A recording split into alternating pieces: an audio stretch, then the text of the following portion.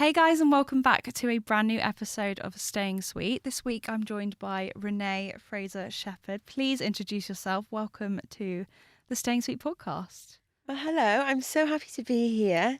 I'm Renee, founder of Sloobie Ski. I've recently just launched a ski wear company focused on integrating shapewear into base layers while still keeping them super sophisticated and stylish without compromising on any of the technicalities, I guess. But it's our first year of launch, so... That's really exciting. I feel like that first initial step into any industry can present you with so many different lessons.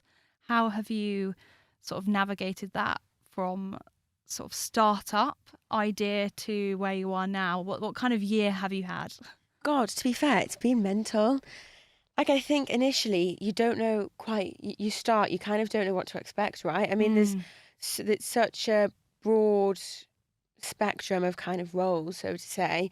We launched last December, so this is our first full year of launch, but it was helpful in the sense that it gave me an idea of what to expect, what worked, what didn't work, what I needed to do more of, what I needed to prepare over the summer. And then launching, it took 2 years to launch a business, so a lot of preparation. Yeah.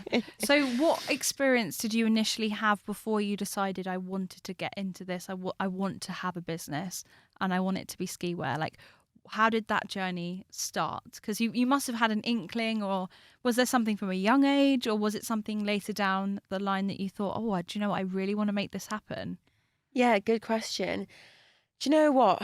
It's a weird journey really, because I wanted to be a nutritionist from for God, so many years. And I think it was when, I mean, it's a classic, like I did my A-levels and did biology, psychology, went down the route as if I was going to do nutrition, because obviously there's specific A-levels that you need to take. And I was doing Young Enterprise, of all things actually. And we were selling hairbands, and I just absolutely loved it. There was something about it that just felt really natural, that I just completely wanted to get into.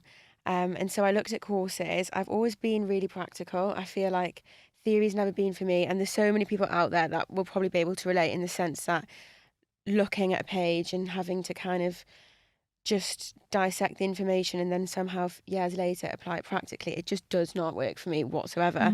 So I looked at courses, and then I found a course at Northumbria which is really practically led. So you basically start your own business. Oh, wow. You have to start your own business That to be on the so course. Cool. That's amazing, because I feel like good? it stops you from kind of limiting yourself to just the academia part of things. So how was that for you? Because obviously you said that came naturally. Yeah. How did you find that course? Like, was that something that you were like on the radar, like wanting to find that specific thing, or like how was that journey sort of getting to the course? Well, I think when I kind of have always felt like I've had kind of a natural leadership, a strength for leadership, so to say. And I quite like problem solving in that sense. But I think I'd done like what every other A-level student did, and went to the open days. And the first open day, they made you stand there and give a pitch. And wow. It was like so intense. Oh my God. A pitch? That's incredible. Like, not messing around. They totally throw you in the deep end. Yeah. And for me, that's what I wanted. And they gave a disclaimer. They were like, listen, if you do not want to get shit done, then don't do the course, because it's so practically led and you've got to get involved from day one. Then if that's not for you, just don't bother. Yeah. So I decided from then and there that was a course for me. And then when you start, everyone has to start a business. I had no idea what I wanted to do, and I'm the kind of person where I have to fully be so passionate about it. I can't just start something for the sake of it. Even for like a uni project. I know. Which I feel like is a good thing, because you want to do something that, you know, lights you up. And especially when you're going down that sort of degree route, it's got to light something in you to give the dedication and be motivated every day to show up. So having that business idea, where was that sort of starting point for you? When did you decide it's going to be ski wear? It's going to be ski wear. Well, I was skiing every year. I love it. I was skiing every year with my boyfriend at the time, and basically, you know, when it's the early days and you want to impress. Yeah. You were like, I'm definitely a skier. I wanted to look good. Love it. And I couldn't find a thing, like everything. And we were saying earlier, weren't we? Like everything's black. Everything's It's black. mental. Black, Or dull. just really minimal. Or like block colours, or you look like a highlighter going down the slopes. There's Definitely. nothing that brings that sophisticated style that you can bring out every year that isn't trend based, Yes. but also doesn't compromise on the technical aspects, as well as being super flattering. Like I just felt like a hot, sweaty mess. You get to the top, your hair's everywhere. Like you feel there's shit. There's nothing more confusing than skiing. That you're hot but you're cold.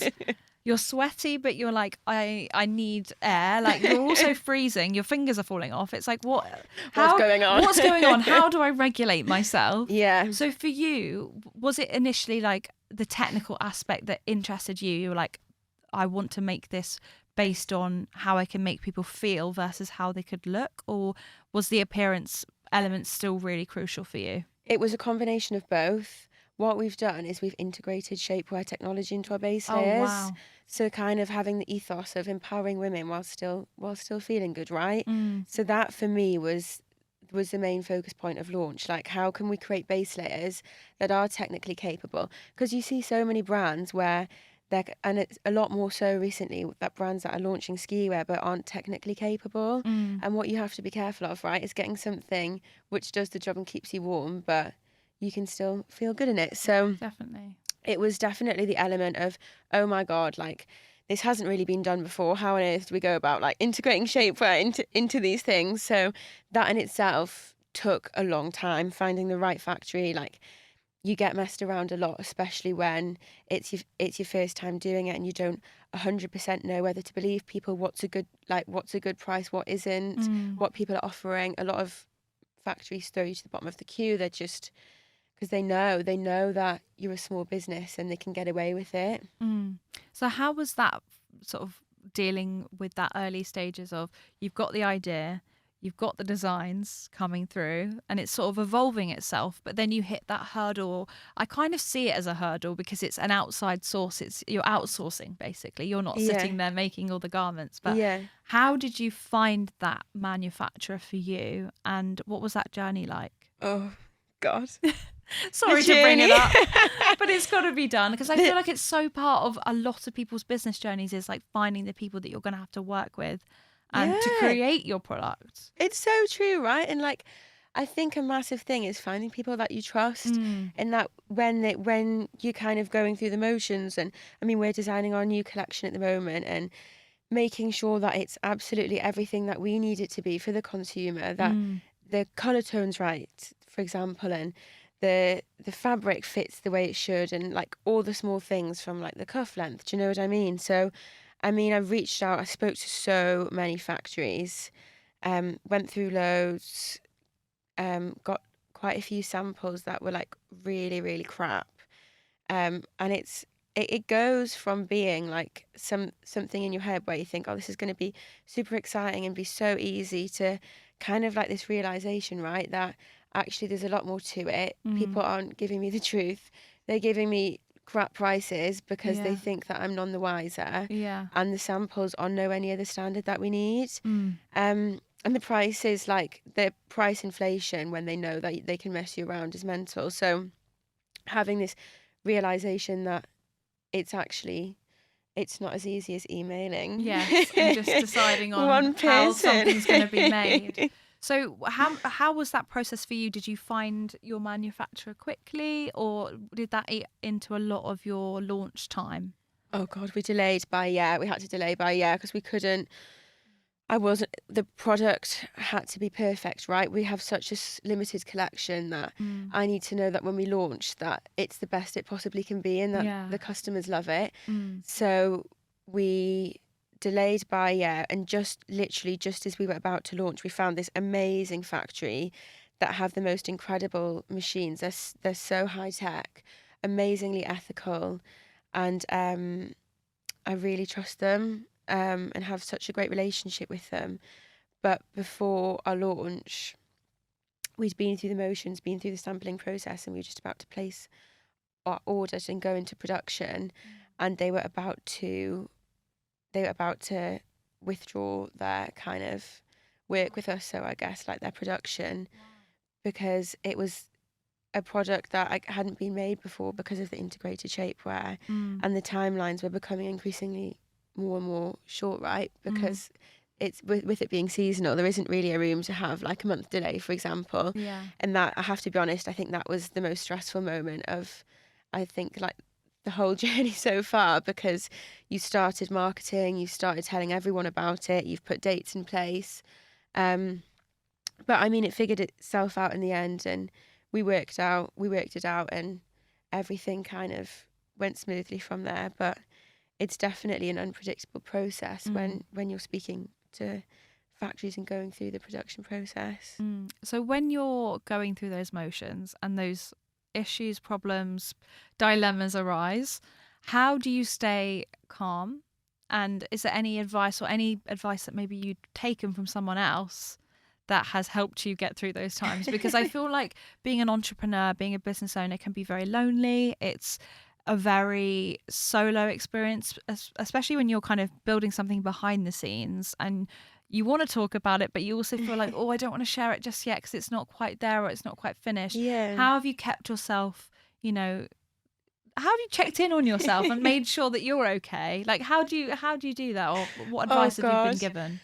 Do you know what? I think and I still think this now, I always think like, you've launched or you've done it or you're doing it. And a few years ago, you'd be so happy that you were here, and just to kind of be like, enjoy the process, as stressful as it is. And I'm not going to lie, like I had a few tears at times, which you do, like when everything's going crazy. And I remember like I had a job working for Reese at the time. And I remember being on the shop floor and I got the email that they were potentially weren't potentially going to go ahead. And I was like, oh my God, this is too much. Like, struggling not to cry. Yeah. So it is stressful at times, but I think learning to enjoy the stress, like, of course it's going to happen, especially when you've never done something before, right? It's new, and like every week there's something new that I've never done before. Yeah. But kind of being all right with the fact that you're not always going to know. And it is going to be really stressful, but that's actually okay. That's a really nice way to put it, because I feel like a lot of people want that gratification of a finished product. And there's a lot of people on social media that have created things off the back of things like their personal brand, or they're already a successful like influencer or something, and they show their process and their business process, but actually a lot of it is stuff that they're not really involved in, or they've not created themselves, and then they suddenly reveal their secret project or they launch something. And do you think those types of scenarios maybe give like a false premise of like how easy it is to set up a business when those people give those timelines, like I'm developing something and then they suddenly launch it? Yeah, that's so true. And I mean, it happens quite a bit, doesn't it? And I guess like it's being able to build a hype enough from, I guess, their perspective, but not delay it too much where they're talking about something they're going to launch in 2 years' time and everyone's lost interest. But I do think people are becoming more transparent now, which I think's really positive, and becoming more realistic about these things, and that it's not glamorous. And also I think there's a really positive movement of, it's okay to get 8 hours sleep. You don't need to be awake till 3 a.m. every morning and get up at 6. It's not realistic and it's not good for you. And I think this kind of culture of nurture rather than this toxic hustle culture is helpful for people to kind of breathe and be okay and take it in their stride, rather than feel like they have to be doing everything at once. And when you are someone that is in that initial startup phase, you've got lots of hats on. You're, the marketer, you're emailing, you're speaking to manufacturers, you're creative directing, you're thinking about, social media and how you're going to market yourself on there. So like how have you been able to kind of delegate those tasks and prioritize certain things? Has that been an easy thing to do, or have you had moments where you've gone, oh my gosh, there's so much to do and so little time? I still have those moments. I think we all do, to be honest. I don't know what's going on. There's a lot to cover, right? And every area requires different skills and different attitudes and different roles that kind of, I guess you need to apply. So in terms of like putting on those like many different hats, like how do you prioritize, or how do you structure your day? Is there something that you like schedule in? Do you make sure you're kind of dipping into each thing equally? Or because obviously when you were going through that manufacturing process, that probably ate into a lot of the other elements of your business time. And obviously you were working alongside building the brand. How have you like managed to do it all? Because I feel like a lot of people are creating businesses on the side of having an existing job or a career that's full time. How can you balance all of it? Yeah, it's such a good question. And I think consistency is so important. Like, how many hours realistically can I commit a day? That's realistic. That is realistic. Yeah. Because you might get home and be absolutely exhausted from your day job, and you think, gosh, I really need a day off here. And sometimes it's okay to be all exhausted, and the kindest thing to do is still open your laptop and get on with it. And sometimes you need an early night. Like, you know, it changes depending on your week, I guess, and what you have going on in your life, because everyone's different and everyone can commit different times and that kind of thing. I guess I typically commit a specific amount of time a day and work off a to-do list. I mean, we love a to-do list on this podcast.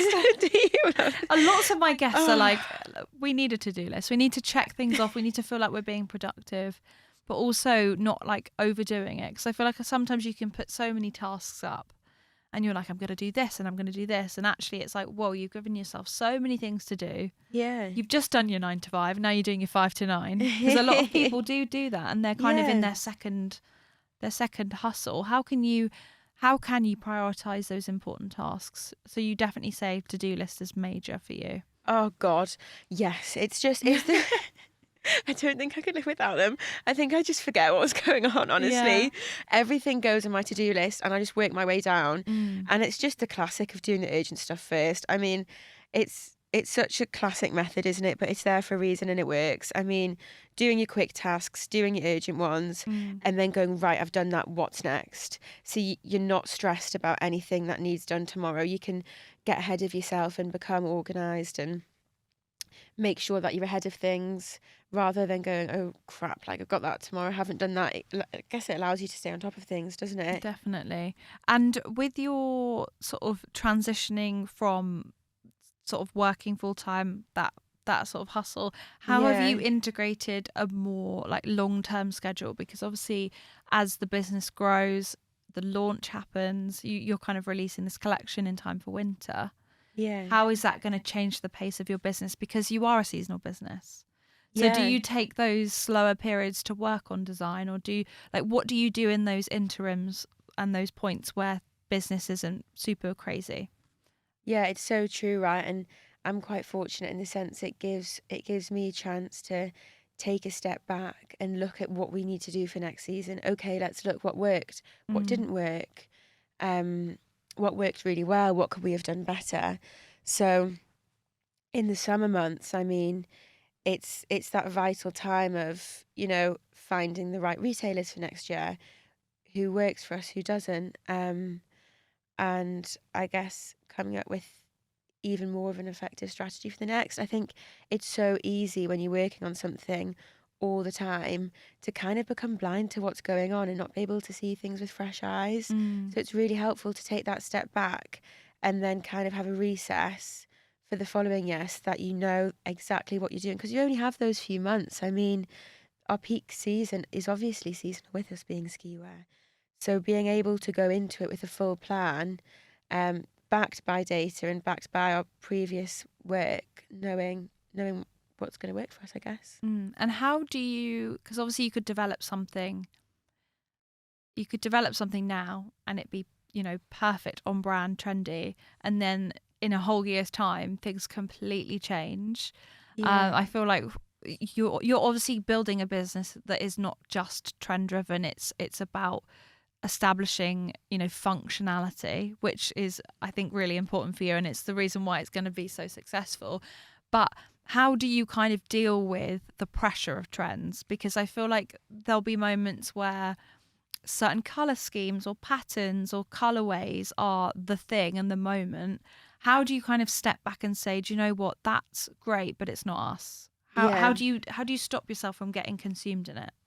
It's so true. And that was kind of one of my initial thought processes was, so many brands focus on colours, what's coming up, what's trending, and use that as a basis for their collection. But our ethos, and we're working with a colour specialist for our next collection, so it's more based of the value of what's going to make people feel good, what they're going to feel confident in. So using the tones that complement all different skin tones best and making people feel good. So we kind of we go off the basis of it being a sophisticated, timeless style rather than trend-based fashion, which means that when you invest in Sloobie, you can bring it out every year and you don't need to worry about it being last season or, oh God, I don't like this colour anymore because no one's wearing it. Do you know what I mean? It's kind of that sophisticated, timeless style that you know that you're going to feel good in and look good. I think that's very true, because I think particularly with ski wear, it's not something you're wearing unless you're living in like the US or you're skiing in Austria. You're not wearing it every day. And I feel like it's very different in the UK because, I mean, it depends where your target customers are, but for UK based people, it's not like we've got slopes around the corner. So people are going abroad, they're making it, a whole travel experience, or it's a trip, or maybe they might have 1 or 2 ski trips in a year, but they might be thinking, oh, I want pieces that I can rotate and enjoy and not feel like, oh, I've already worn that. I've already, Yeah, exactly. worn that piece and Yeah. I'm kind of over it, because I feel like there's so much with everything, there's so much demand to have the next thing and the updated thing, but ski wear is kind of timeless in a way. It's got a long lifespan. I know with my ski jackets and my ski wear, some of the pieces I've had for 10 years. So it's like stuff you bring out every year. So how have you thought about that for the brand and what you want to create? Is there anything that you're like, we must integrate that into our collection? In terms of Design or style or just color palettes, what are you thinking is going to be like true to the brand? It's genuinely, I mean, when the collection we have at the moment, I literally sketched it, and it was just what stood out to me as feeling sexy and cozy in all at the same time, whilst having the shapewear that makes you feel good. You know what I mean? And feeling secure when you're on the slopes. For me, and I think like everyone would agree, it's just about creating that feeling while still looking good. And I guess it all comes back to that. I don't want to repeat myself, but it genuinely is just kind of that value of being able to feel good on the slopes. So with your design process, you've obviously had to develop the designs, create the product, get the product into people's hands. Tell me a bit more about your kind of design process and also integrating it into getting it into the consumer's hands, getting that feedback. You've kind of given it to over 350 individuals, is that correct? So how did that work, that process? Yeah, so one thing for me before launch was like, let's make sure that people like this product, right? I mean, that's the number one thing before anything else. Like, do our customers actually like our product? So before launch, I did a lot of market research before doing focus groups and things. And is there a market for it? I mean, which obviously we weren't surprised by, there was, but did so much market research and then went to the design process. I created over 60 designs. That's amazing. And got over 350 people's feedback on which designs were their favourite and why. So that the collection that we launched with was based off data. It wasn't based off my own biased opinion, which was, I mean, that's been a massive positive for us, because our collection, we have 3 designs, 3 sets, and they're all selling at the same rate. That's and amazing. It is right. It's because we know that we've done the research and we've got the feedback that we're so strong about our collection that people love them. So we did that, launched last December. Would you say that feedback you would continue to do that with your following collections? Because I feel like there's a real difference. It's kind of quite an interesting niche, because I think that there are people that might purchase the item because they want their first bit of ski wear, and they might not be like an avid skier, but they want something that they'll reach for time and time again. But then you've got the person that might be going a few times a year and be very sort of like pro at it. They want to kind of expand their collection or expand their wardrobe. How is it kind of tailoring to those two people, or do you think those two demographics are very similar? Yeah, for sure. And I think like our demographic, we target more of a lifestyle rather than an age bound trend or however many times you go skiing a year. It's more of like a shared lifestyle. So what we find is that someone that skis 4 times a year is still relevant in comparison to someone that maybe skis once every 3 times a year. We find that they typically still have the same hobbies, they still do the same things. It's more that kind of lifestyle skier, so to say, that's interested in fashion, still wants to look good on the slopes, regardless of however many times they ski. I think that's really nice. It makes it accessible then, doesn't it? Yeah. Yeah. So tell me about your product development journey now. Like what are we looking forward to for this season coming, but also into the future? Can you tell me a bit more about that and like what you're working on or hope for future collections? Yeah, so we're working with the colour specialist. And we just mentioned that the silver and gold trend on TikTok. Yes. Were you silver or gold? Oh yeah, I think I'm more gold, but I mix my metals. I know. I wore silver for years, and I found out I'm gold. Oh my god! I mean, like the difference. I don't know. I think I might be gold, but then I could be wrong. I feel like I want to do it professionally, but they also do it with like the colours. I think I need more warm tones. Yes. Even though it's very confusing, but it's also like eye-opening, because you think you're one thing and turns out you're not at all, and you're like, how have I been doing it wrong all these years and like not noticed it on myself? Oh my god, it makes such a difference. Like seriously, I would go to do it everywhere. to do clothes, head to toe. Oh my god, hair colour. I went, and they have these sheets they put over your shoulders, and they like pull them off, and I think that's when you see the difference, because you're comparing so many different colours. And I went initially, and they had this gorgeous Air Force blue, and the lady that we're collaborating with, Red Leopard, she's like fabulous. And she was like, what do you think of this colour? And I said, oh, I love it, it goes with my blue eyes. She went, no, this colour's awful on you. Oh no, that's so like that's you gutting. Think you know and you don't. You think you know and you 100%. So we're working with Red Leopard, Melina, she's called. We're working with her for our next collection. Amazing. To make sure we get all of the range. There's like warm colour palettes. That's good. Cool, winter, autumn, spring, summer. So we're making sure that the collection we have is relevant for all skin tones of all kind of warmness and coolness and colours and sizes, so that there's an option there for everyone, and that everyone can feel and look good, which is where our collection is stemming from at the moment. Because you've achieved a 97% conversion rate from your fitting room try-ons. Tell me a bit about that, because that's got to come down to hitting every marker and making sure everything's perfect. Is that something that you attribute to that, to kind of making sure skin colours right, tones, palettes, the fit, everything? Oh my god, 100%. And to be honest, like that's been groundbreaking for us, and it's every brand's dream, isn't it? That that when your customer tries on, that they're going to buy, and not just for us but for them. They know that when they try it on, they're going to feel good, they're going to look good. And we have everything from a high waistband to the seamless technology, so you can still feel super comfortable but also have the shapewear technology, so you feel held, you feel sexy, but you also know that there's no pressure anywhere, that you can move and not feel restricted. And it all comes down to that, right?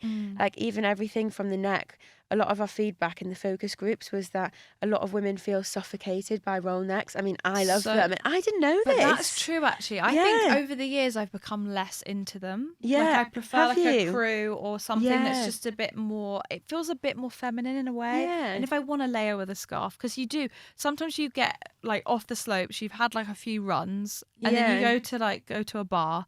you want to take your jacket off, and suddenly you're like taking all these layers. You're getting Bit all flustered. in a fluster and in a tizzy, and you're like, oh my goodness me, get this off of me right now. So yeah, it's interesting. I feel like people have different experiences, but it comes down to that consumer knowledge and that feedback, because what might be great for one person might be something that somebody wants and is looking for. So creating that perfect collection is really about listening to your customers, I actually imagine. Yeah, it's so true. And based off that, people feel like women feeling, we feel suffocated with roll necks. What can we do to solve that? And it's knowing, I think, never ever taking any feedback for granted. And I always say this, like, the more feedback you can give us, the better, and we will listen to everything. And based off that, we reduced the elastane in the neck, and we made sure that the neck was double lined so that it holds on its own and it doesn't sit close to the neck, and it's not as close or tight, because we have reduced that elastane, that women don't feel suffocated or claustrophobic in our base layers, which is so important.